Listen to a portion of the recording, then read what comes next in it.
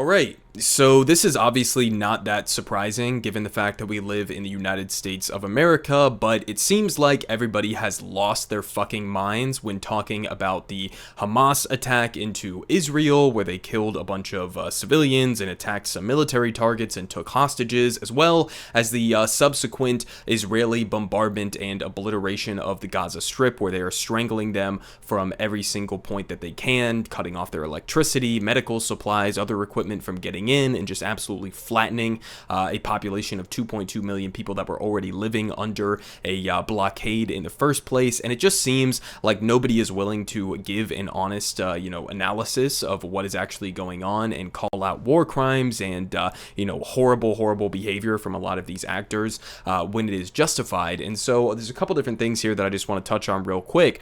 We had Representative Rashida Talib, who is obviously, I think, the single only Palestinian American elected member of Congress, as well as Cori Bush and some other members of the squad, who came out and gave some somewhat decent statements on this entire situation, right? And so in response to that, of course, again, because we live in the United States of America, there are now like massive pushbacks against some of the absolutely benign and totally accurate takes that they gave. And I mean, we have like here from the Hill, Representatives Rashida Talib and Cori Bush are facing criticism from fellow Democrats and Republicans, of course, over statements in which they labeled Israel as an apartheid state and called for the U.S. to end funding to the nation following the deadly attack by Hamas. So number one, this labeling of them as an apartheid state, that's not an opinion, that is an objective fact. I mean, every single reputable human rights organization around the planet, including some that are based within Israel itself, like B'Tselem, understand that Israel is in fact by definition an apartheid state. In fact,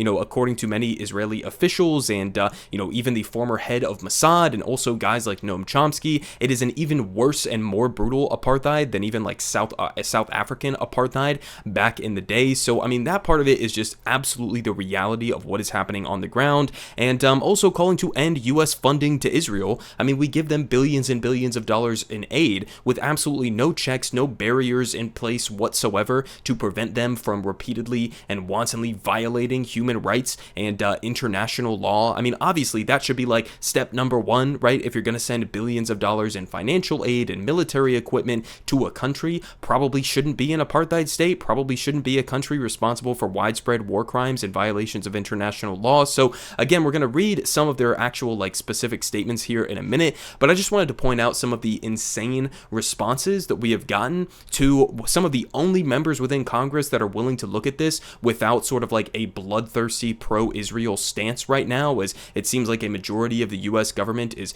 currently fully on board with Israel going out and wiping out the entirety of the Gaza Strip. So on top of just like these so-called criticisms from Democrats, we also had some Republicans who are calling for like Rashida Talib, who again is a Palestinian American, to be forced to remove the Palestinian flag that she has outside of her congressional office, which again, completely fucking ridiculous. But then we also had this from the White House itself, right? This is Karine Jean-Pierre, the spokesperson for the Biden White House. This is how she responded when I'm presuming a conservative journalist asked her about these statements that, again, we're going to read here in a second to get a comparison point, but she basically just completely attacks them and smears them for criticizing the government of Israel. So let's just go ahead and watch this clip real quick.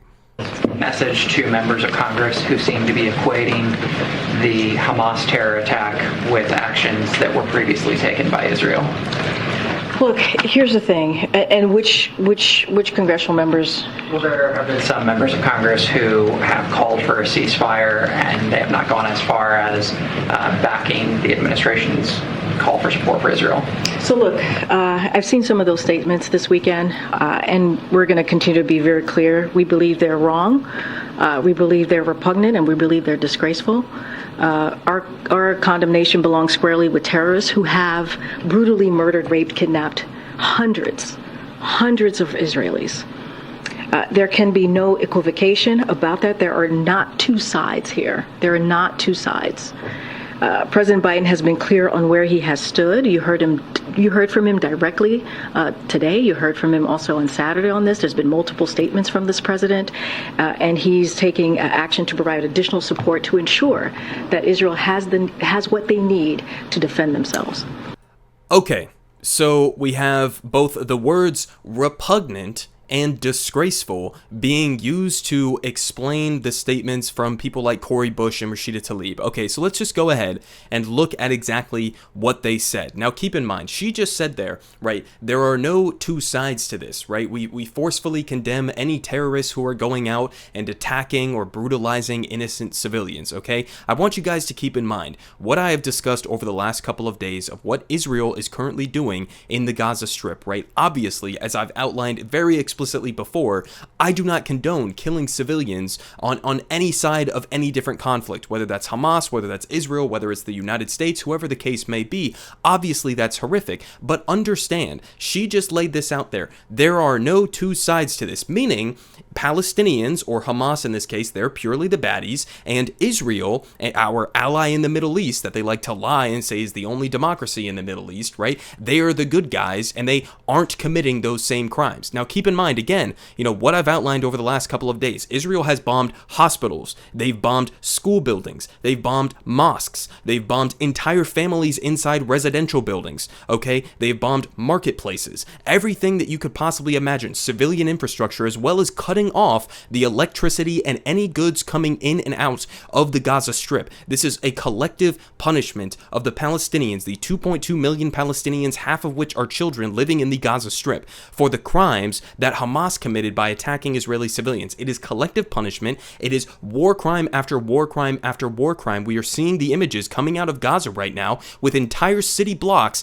that have been flattened to the ground. Hundreds of Palestinian children, okay, killed as a part of these attacks that the United States government is full-throatedly endorsing, right? So I just want you guys to keep that in your minds. When she says there are no two sides to this, yeah, there absolutely fucking are, okay? Just in the same way that Hamas can kill civilians and that's wrong, it's also wrong when Israel kills civilians, right? But it seems like the White House, it seems like basically the entirety of our fucking government here in the United States can't see that side of it. It's one-sided. Only Israeli children matter, okay? Palestinian children, they're disposable, they're discardable, right? Oh, it's Hamas's fault if those children get killed, even if a majority of the people we kill in this campaign end up being innocent civilians. Well, that's not our fault. We're doing our best, right? I mean, just utter and complete bullshit and hypocrisy. And so now the actual statements themselves that she just called repugnant and disgraceful. Okay, here they are. From Rashida Tlaib, right? Today, Representative Rashida Tlaib released the following statement. I grieve the Palestinian and Israeli lives lost yesterday, today, and every day. I am determined as ever to fight for a just future where everyone can live in peace without fear and with true freedom, equal rights, and human dignity. The path to that future must include lifting the blockade, ending the occupation, and dismantling the apartheid system that creates the suffocating, dehumanizing conditions that lead to resistance. The failure to recognize the violent reality of living under siege, occupation, and apartheid makes no one safer. No person, no child anywhere should have to suffer or live in fear of violence. We cannot ignore humanity in each other as long as our country provides billions in unconditional funding to support the apartheid government. This heartbreaking cycle of violence will continue. What she just said there was 100% on the nose, 100% accurate. Okay, no two ways about it. That is the verifiable reality of what led to this Hamas attack. Keep in mind, guys like Benjamin Netanyahu, others within his coalition, we have the quotes from 2019. We even have quotes going all the way back to the 1980s of Israeli officials who have openly said we should use Hamas, this more radical Islamic sect, as a cudgel against the possibility of Palestinians getting a state, okay, of getting statehood, because that will divide the Palestinians living in the West Bank and the Palestinians living in Gaza. They actively supported a group like Hamas, okay, and keep in mind, again, that is on top of the absolutely brutal conditions that the people in Gaza are living under, which may have something to do with some of those Palestinians living in Gaza feeling as though a group like Hamas is the only thing that is potentially even fighting for their material conditions, the only thing that is pushing back against an incredibly brutal system of apartheid and of genocide and of ethnic cleansing, okay? So it's not endorsing in any way, shape, or form Hamas's actions the other day when they went in and killed a bunch of Israeli civilians. That's not what it's about. It is simply about understanding the cycle of violence that Israeli policies are responsible for perpetuating, okay? And there is this delusional mindset in the minds of American politicians and representatives like Karine Jean-Pierre there and like Joe Biden himself, who seem to think that going into Gaza and flattening it for like the 4th or 5th time over the last number of decades, that's going to be a solution? Okay, killing a bunch of innocent Palestinian civilians who had nothing to do with the attack on Israeli civilians on Saturday last week, that's somehow going to magically fix the problem? I mean, it's fucking delusional. It is absolutely ridiculous at any level that you want to look at it. The only way that you end this cycle of violence is by getting to the root cause of what is a primary driver of that violence, what enables a group like Hamas to exist in the first place. But they don't want to have that conversation. Not only do they not want to have that conversation, but then they will turn around and smear people like Rashida Tlaib, who are willing to come out and take what I guess is a bold stance in the United States against apartheid. Shouldn't be a controversial issue. That should be like the bare minimum for any fucking country like the United States that wants to pretend to be on the side of democracy and freedom. Okay, so I mean, there's Rashida Tlaib's statement. We move on here to Cori Bush's statement in a very similar vein here. She says, "I am heartbroken by the ongoing violence in Palestine and Israel, and I mourn the over 250 Israeli and 230 Palestinian lives that have been lost today." So this is obviously outdated. It's many more than that now. "And the thousands injured following attacks by Hamas militants on Israeli border towns and Israeli military bombardment of Gaza. I strongly condemn the targeting of civilians, and I urge an immediate ceasefire and de-escalation to prevent further loss of life." This was part of the question that Karine Jean-Pierre got. She was mad that people like Cori Bush are calling for de-escalation, that they're calling for a ceasefire to potentially prevent, hundreds of more innocent Palestinian children and potentially even Israeli children from getting killed as a part of this ongoing situation. You're mad that people are calling for de-escalation. I mean, it's absolutely unreal. She says, "Our immediate focus must be saving lives, but our ultimate focus must be on a just and lasting peace that ensures safety for everyone in the region. Violations of human rights do not justify more violation of human rights, and a military response will only exacerbate the suffering of Palestinians and Israelis alike." 100% correct. She says, "As part of achieving a just and lasting peace, we must do our part to stop this violence and trauma by ending U.S. government support for Israeli military occupation and apartheid. I am continuing to closely monitor this situation, and my office is ready to support residents of the 1st District." So, I mean, again, listen,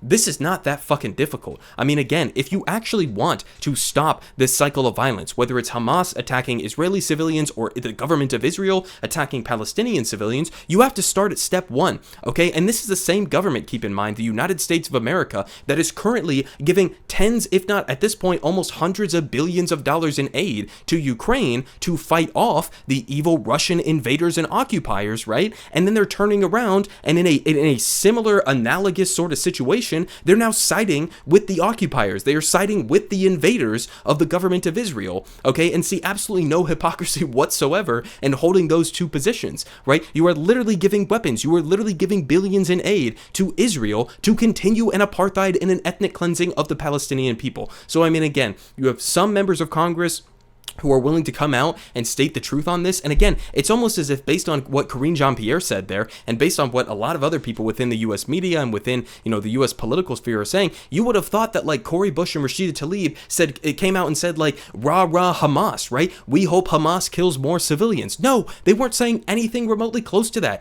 They said they wanted to end the violence, both for Israelis and for Palestinians. There's one way to do that, and it is not by going in and full-throatedly supporting flattening the Gaza Strip into oblivion, as the Joe Biden administration and his fucking spokespeople like Karine Jean-Pierre are currently supporting. So, I mean, again, this entire situation, I think, is completely ridiculous. It's not that difficult to be principally against killing civilians. If you are against Hamas going into Israel and killing innocent civilians, you should also be against Israel going into Gaza and killing innocent civilians, which they are doing right now. One is saying good politic guy has the best politic.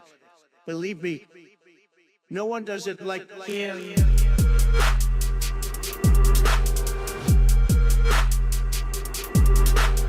Believe me, everyone is saying